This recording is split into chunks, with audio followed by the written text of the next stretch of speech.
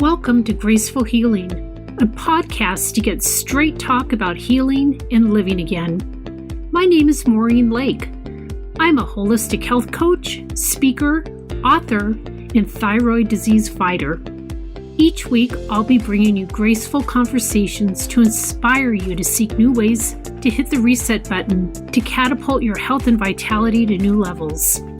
Listen in and open your heart to all the new possibilities. Are you ready? Let's do this.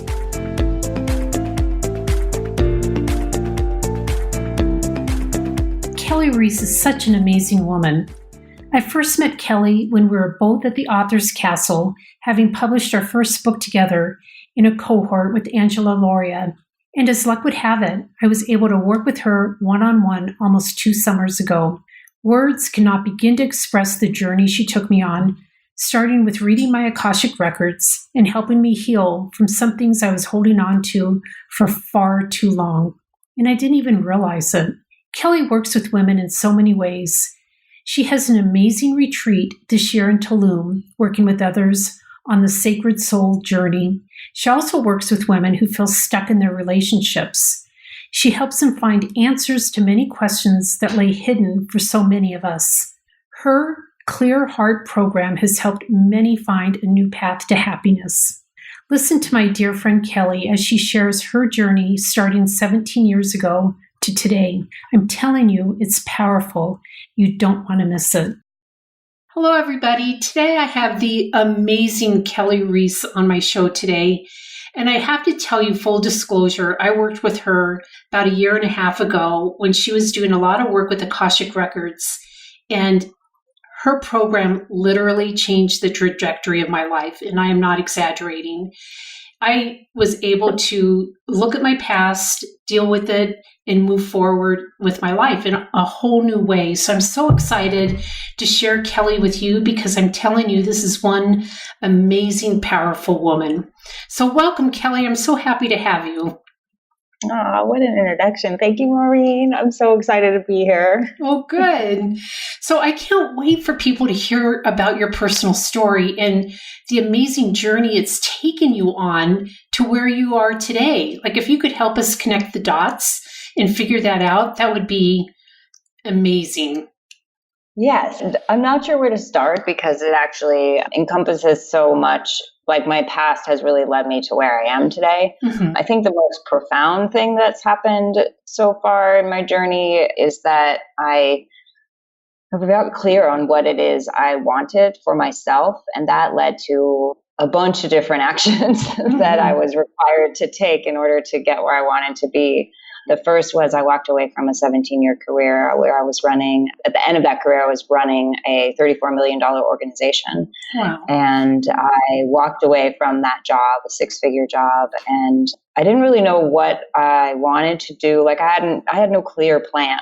I just knew I couldn't stay there any longer. Mm-hmm.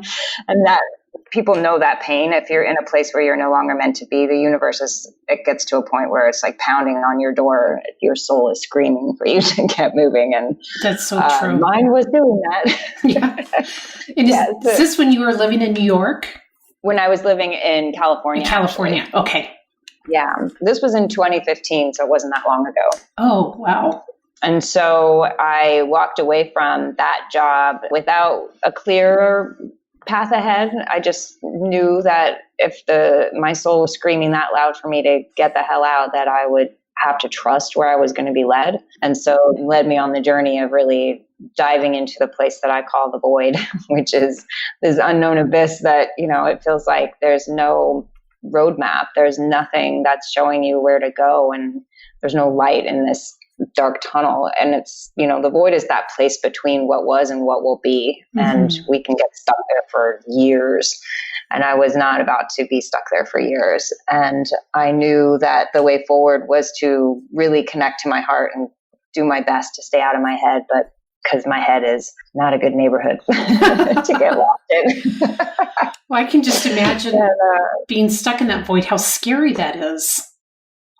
Yeah, it feels What happens there is you get there and you think, okay, I've made the choices to be here and now I have to move forward. But really all you want to do is run backwards because everything behind you is familiar, but you know that's not an option. And the thing that people don't often realize about the void, about the unknown place, is that when you're in like the indecision, when you're in the place of like trying to figure out what your next step is or what you're doing, you're already in the void. And that's the scariest part for people to realize, but it's also the most enlightening part, because if you're already there, then your choice is to move forward, you know? Right. It's like you're trying to avoid something that you're already in. You're already surrounded by it. Wow.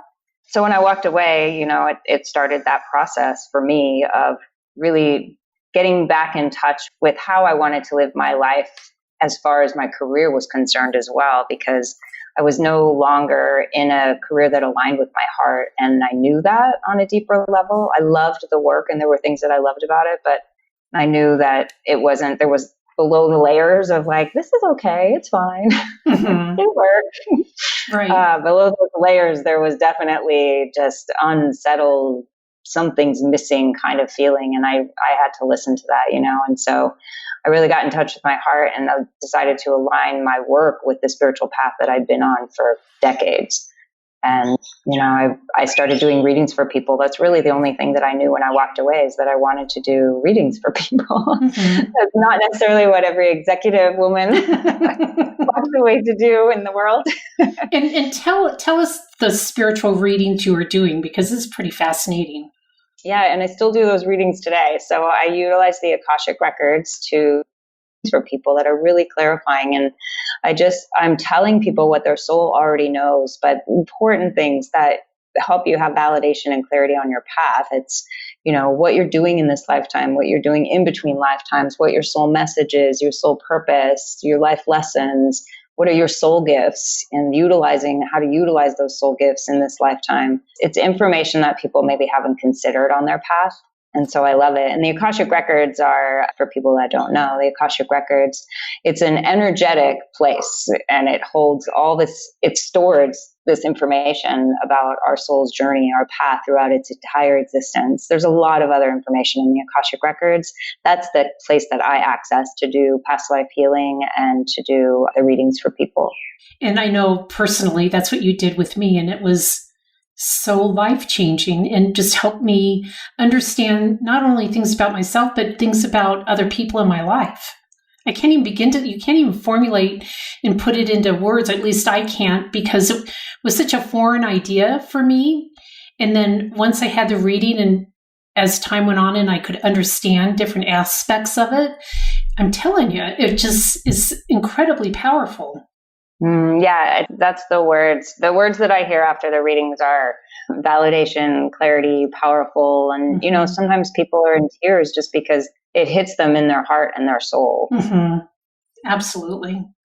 No, I'm glad to know that you're still doing that, because it's such a huge gift that you have to be able to access that. It really is. Thank you. Yeah, it's a big part of my work.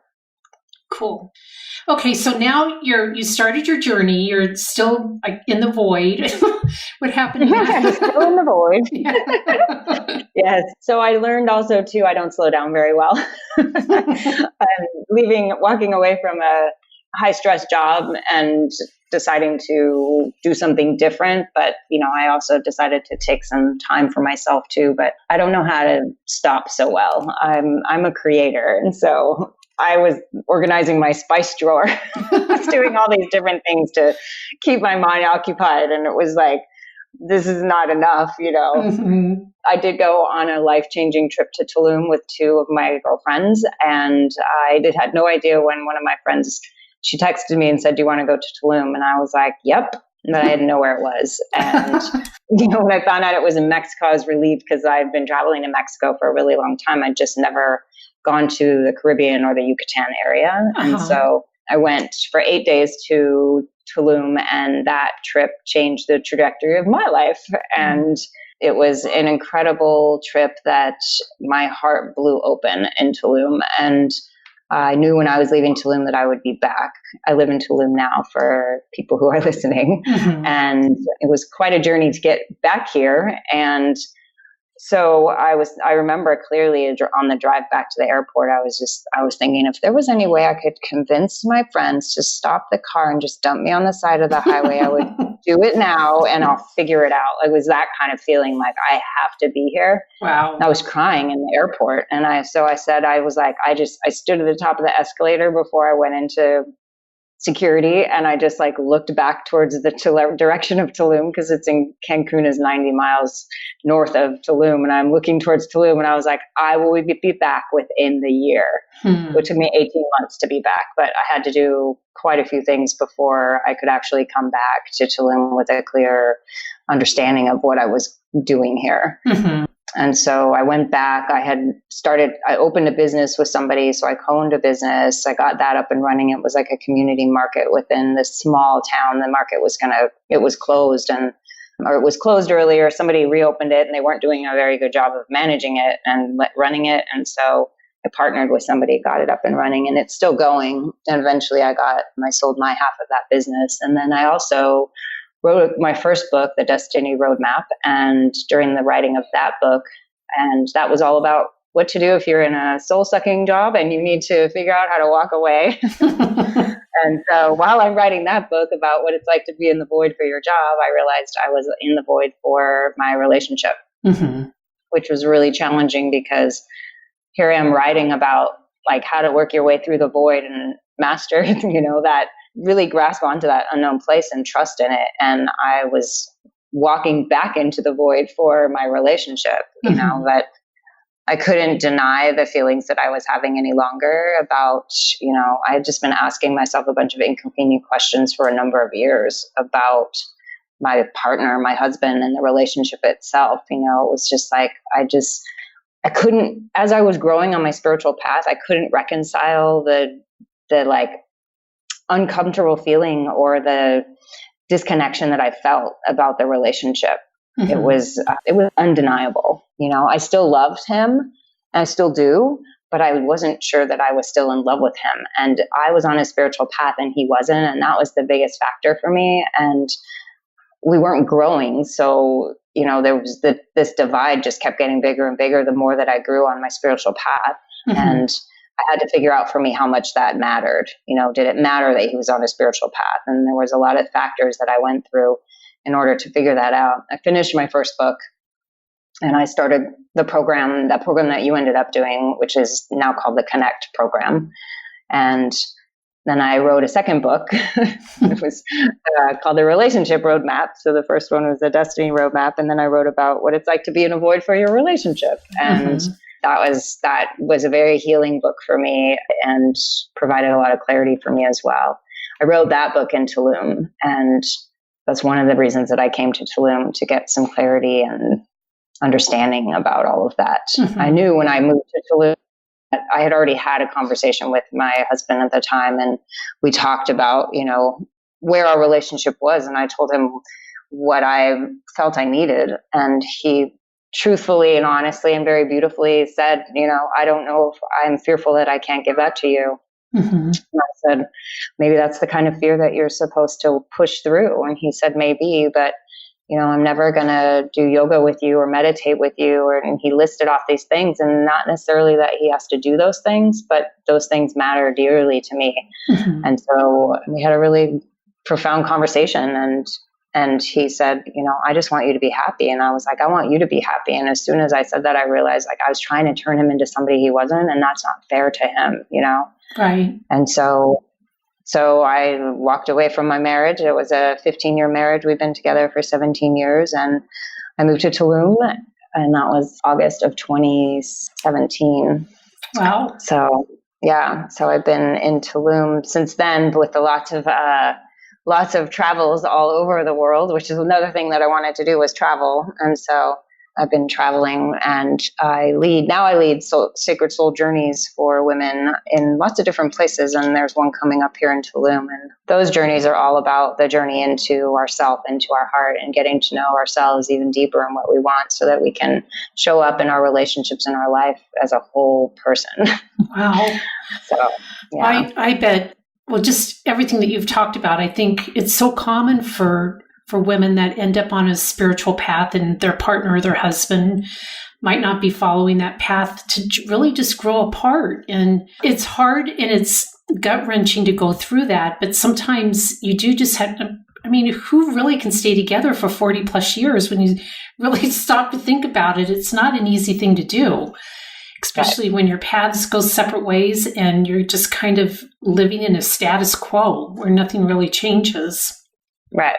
And some women in my program stay with their partners, but they stay in a way that they show up in their relationship completely differently than they ever have, because they go through this process in the program of just breaking down the barrier that they have around their own heart. And so that they know what they want, they know what they need. And so then they can make a clear decision. Like nobody's forced, there's no forcing in the program to like make a decision. All I say is, in the program is that you'll have clarity. And that's everything. And they do. And some people end up walking away, but some people end up staying, and they stay with like this renewed sense of grounding and just connection. That's beautiful. And they find out what matters to them. Does it matter if your partner is going to meditate with you? Does it matter if they're on a spiritual path? It might not. Or it might mean everything, but having that clarity is really important, because we stay in those inconvenient questions, I call them, what's going on here? Am I still in love with him? Is this just me? Right. Because you start to get better. Yeah, you do start doubting a lot of things for sure. Right. Yeah. So is your retreat connected to your program? Do a lot of the women that are in your program also go on your retreat, or? The two are not intertwined, and the Clear Heart program is geared towards this like focus on gaining clarity in your long-term relationship. And the Sacred Soul Journeys are about connecting to who you are deeper and on a soul level. It's what I call it is the ultimate spiritual upgrade. I can just imagine. What are some of the activities and things that you do? The women that are coming into the group now, they are coming to Tulum. We're going to be staying in a beautiful private villa with a private chef and locally prepared cuisine. It's on a lagoon here in the Tulum area. And we're going to be going to the Cobal ruins and climbing one of the tallest pyramids in this area, Mayan ruins. And we're going to go and visit some cenotes, which are underground, like sinkholes that the tops have caved in. Some of them are still underground, but they're just incredibly beautiful, and this crystal clear water, and so refreshing. Oh, wow. The humidity of the jungle. We're also going to visit another ruins that's in the area, some other Mayan ruins in the area, as well as take a private tour of this gallery that's located in the middle of the jungle outside of Tulum. And then there's going to be this incredible workshops and tons of space and time to integrate everything. And we're also going to be taking part in a sacred temazcal, which is a Mayan sweat lodge. It's not like a traditional sweat lodge that we know are like the Native American ones. There's some different elements to it, but it's very powerful. And then there's some other surprises too. Wow. It sounds incredible. How many days is it? It's a full week. Full week. Wow. Yeah. Tuesday to Tuesday. I bet it's life-changing. It is. Yeah. People come back. I had one woman who said, I've been on women's retreats before where they hand you your ass and send you home. I was like, not this one. I was like, we hand you your open heart and then give you tools to make sure that you head home with this like incredible connection. Yeah. And upgraded for sure. That's amazing. And it's incredible to think that, you left your high-powered job and then just in a few years where you've ended up. This isn't the life that I chose. I didn't even know I wanted this life when I was sitting in my job stressed out. It was hard to see what was possible. I had to make room by letting go in order to allow all of this to come in. And believe me, entrepreneurship is like taking a, deep dive into your own growth and healing. So it just puts you on a path of like having to face everything. Yeah. So coming from that entrepreneurship kind of corporate world to where you are today, what kind of mindset shifts did you have to make? I mean, they had to have been substantial to be able to change so much about your life. Well, it's pretty it's pretty different when somebody hands you a check every couple weeks. There's some security in that. So you have to be really comfortable with the fact that you may not know where the next pay is coming from in the beginning. When you're building your business, you're creating a foundation for your business to be laid upon, and that takes time and money and investment. And I think one of the things that I've always been dedicated to my spiritual growth, and I haven't been afraid to do that deep internal work that it takes. If I stop growing, like in my relationship or in my job, I ask myself, like, what's going on here? If I'm not growing, then I need to figure out, like, where's the park and where's the next place going to lead me to more growth? Because that's what I believe our souls are doing here. We're really learning and growing on our paths. And so in the beginning of building a business, there's a lot of unknowns. There's a big trust factor, and there's putting money out before you have that money. And I've always invested in coaches and had somebody who I've relied upon in order to, like, whether it's a business coach and someone who's doing energy work, that kind of thing. So I'm a big proponent of coaching. Yeah, because we all need somebody to help us on our path or see what we can't see and support us, hold us accountable, that kind of thing. I do all that work for others. Yeah, I you also do. need it for me as well. Because I can trip myself up. I can still get in my own way no matter what I'm doing. Oh, I think we all can. I agree with you 100%. You need that person just, I don't know, has some insight and some ability to see things that for whatever reason you're kind of dark about, at least for me. And then it's like, oh yeah, that makes such perfect sense. Yes. Why wasn't I able to come up with that? But often you just need somebody else to point things out and help you go down your path. Yeah. So yeah, it's important. Yeah, absolutely. Absolutely. So I know that you've traveled worldwide and you've spent some time in Bali and all different locations and over in Europe. And so I'm asking you to really think long range, and maybe you don't even have an answer to this question, but knowing that your next retreat is going to be in Tulum, are you already thinking about the one after that and where that one might be located? Because it seems like you go to certain areas for certain reasons. Am I wrong? Yeah, I like to go to sacred places where there's energy, where there's some sense of spirituality, where there's a deep connection, So The next one, and I co-host them with a partner named Peggy, Dr. Peggy Farmer. She's the spiritual mentor that I've been working with for a number of years. And so we've partnered on the Sacred Soul Journeys, and we're talking about Oaxaca and Peru and a couple other places, but we have not made any decision as of yet. This might be the last one I do in Tulum. I planned 3 in Tulum last year, 2 of them for other coaches with their clientele, and then one that I was also involved in and personally. And that was actually for another coach as well. But I think Tulum is changing, and not all of it's positive, but some of it's still amazing. But this might be the last one that I do in Tulum. We'll have to wait and see. But it's not on the itinerary in the near future. Okay. So I keep telling people if they're interested in Tulum, they need to come now. Yeah, exactly. And so just before I let you go, Kelli, I love to hear, just for my own selfish reasons, like your affinity with the trees, because one of your journeys that you went on had to do with seeking out redwood trees and different trees. And I find that so fascinating. So can you talk just a little bit about that? I can, yes. Thank you for asking about it. This is something that came up. It's been a lifelong connection that I've had with the California coast redwoods. I grew up in California, in Northern California, and I used to play up in the La Honda Hills and play above the beach where there's giant, beautiful redwoods and very magical forests. And even when I was living in New York in the early 90s, there was a lot of stuff going on in Humboldt County with the redwoods, and people, were working hard to protect the old growth forests. And I remember thinking to myself, if I lived in California still, I would be up there doing that. But my life took a different path, but I've always had this ongoing connection and love for the redwoods.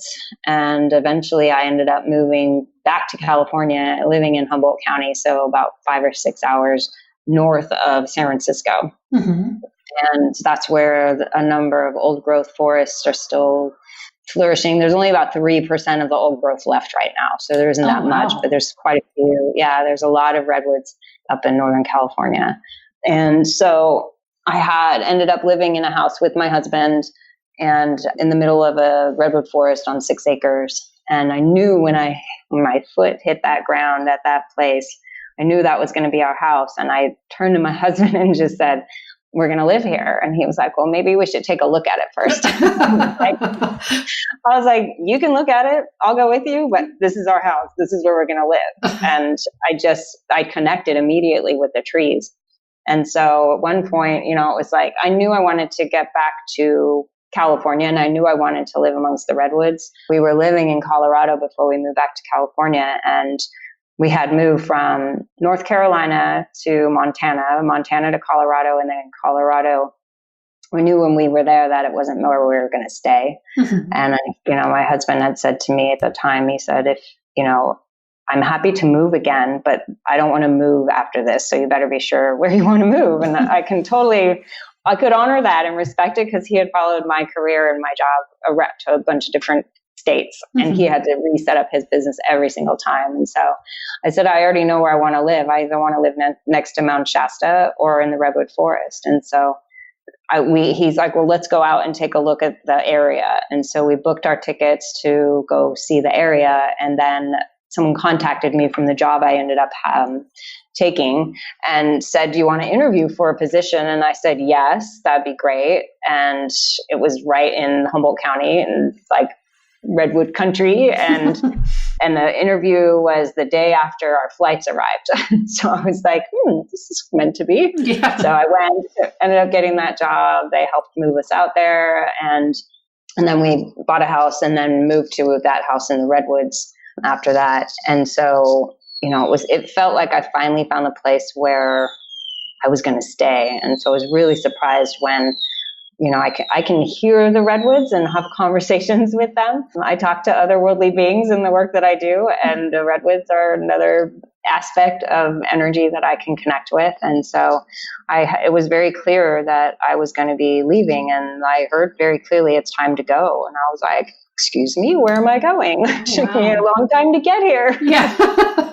Only to find out I'm leaving. Yeah, I was like, wait a second, I thought we orchestrated all this, And it was at the same time that I was selling the business, and my husband and I were separating. And so it was just another piece. And what I heard too was, we'll be with you on the journey. And so I thought, okay, so I guess I'll just maintain this connection to Humboldt County and this land and be able to connect with the redwoods.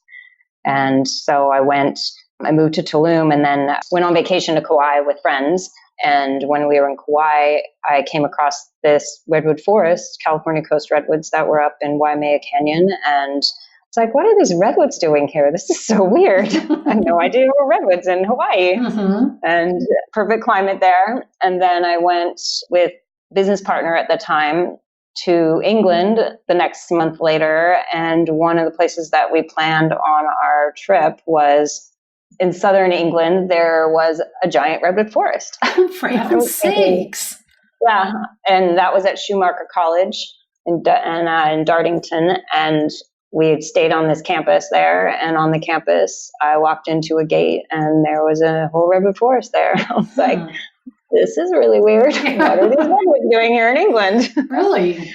Then then I got back. And when I was in England, I had intel basically that I was going to be going to Italy. And I was like, okay, can I go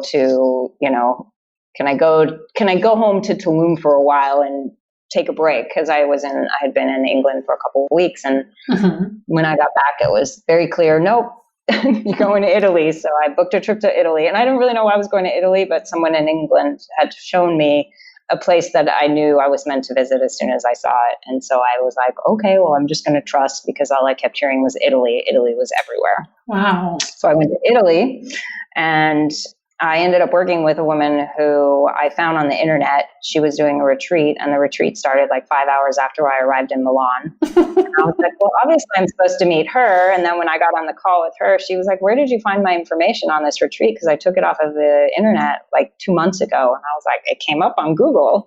So neither of us really knew how that happened, but we knew that we were meant to work together. So I worked with her, and then the second day, or actually the first day I was in Italy, I was coming out of the Alps because I was in northern Italy, and I heard redwoods, and I was like, come on, there are no redwoods in Italy. So I went online and I looked up redwoods of Italy, and sure enough, there was actually like a whole map of somebody has a site for the California coast redwoods in Italy, and wow. There was 2 redwoods 40 minutes away. So of course I got in my car and drove over there, and I was just in tears, like, this is crazy. And then my cell phone wasn't working, and the next day I had to go into Turin, and on my way back from Turin, I was just driving through this little town, and I looked over to the left.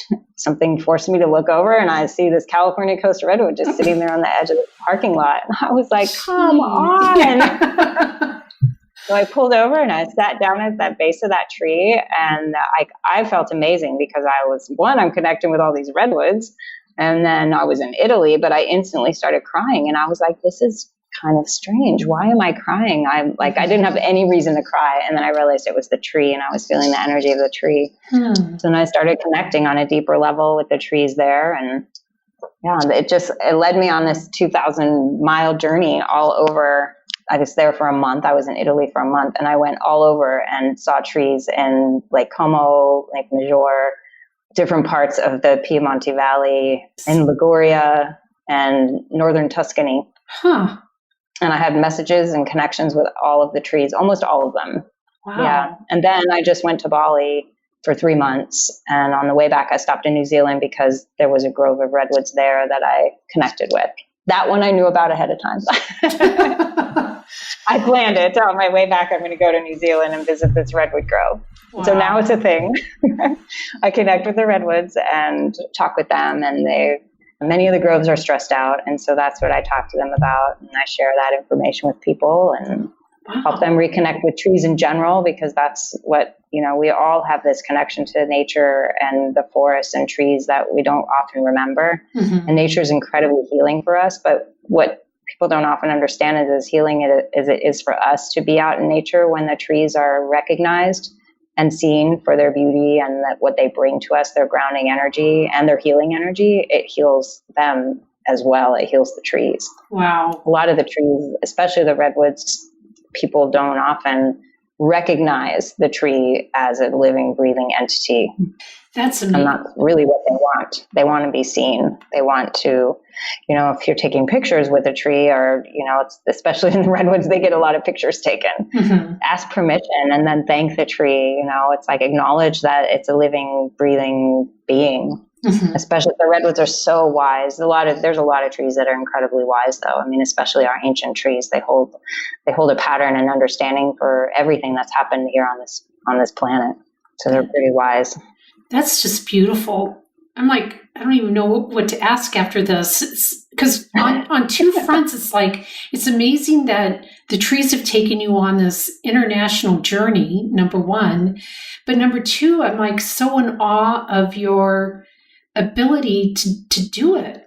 I mean, there'd be so many reasons to talk yourself out of it. Or, I mean, I don't know where you get that. I couldn't ignore the fact that these trees kept showing. I mean, I clearly heard we'll be with you on your journey, and then I see all these trees. And it's like what floored me was walking into the redwood forest in England, because the day before I told my business partner at the time, I said, I feel the redwoods. It's really strange. I was like, I feel like they're trying to connect with me. And then the next day we went on this tour of the campus and we walked into the redwood forest, and I was like, oh, excuse me? What is this forest doing here? Oh, it's just amazing. So maybe that'll be your next book. Gosh, it's just incredible. I am in the process of writing my third book right now. Oh, good. There are definitely the stories of the redwoods are in there. Oh, awesome. Well, I can't wait to read this one too then. That's amazing. Thank you. Gosh, to think that you have a connection with something like that and it's just taking you all around the world. I just find that, I don't know, the spiritual piece of it is like incredible. It's incredible. Yeah. And the message is clear that as we heal ourselves, the planet heals, and then the trees heal, but that the trees also have a very big part to play in our lives if we allow them. Oh, Kelli, thank you so much for spending this 35, 40 minutes with us. Thank you, Maureen. It was wonderful. I have one final question. Sorry. Okay. I ask everybody this question. But if you could give, like in one sentence, if you could give your younger self some advice, like if you could go back in time and whatever time it might be and talk to Kelli, what little piece of advice would you give your younger self, knowing what you know now? I would probably tell her to relax. It's all happening in divine order and we end up in an amazing place. It's all okay. Mm-hmm. It's a pretty stressed out kid. That's so true. I definitely was in search of something. I just didn't know what it was. I spent a lot of time yelling at the powers that be to just effing tell me what I'm doing on this planet so I can get the hell off. So I think I would tell my younger self, like, just wait. The ride's amazing and you have no idea what's ahead. It's so beautiful. Oh, you're beautiful. Oh, thank you. You're welcome. Thank you for. Got it. You got it. Okay. Thanks, Kelli. Thank you. Hey, thank you for joining us today. I hope you enjoyed this episode as much as I did. If you can, take a moment and give us a review. And please join the VIP room in Facebook for more discussion and insights. You can find us at Graceful Healing Podcast VIP room. See you there and see you next time.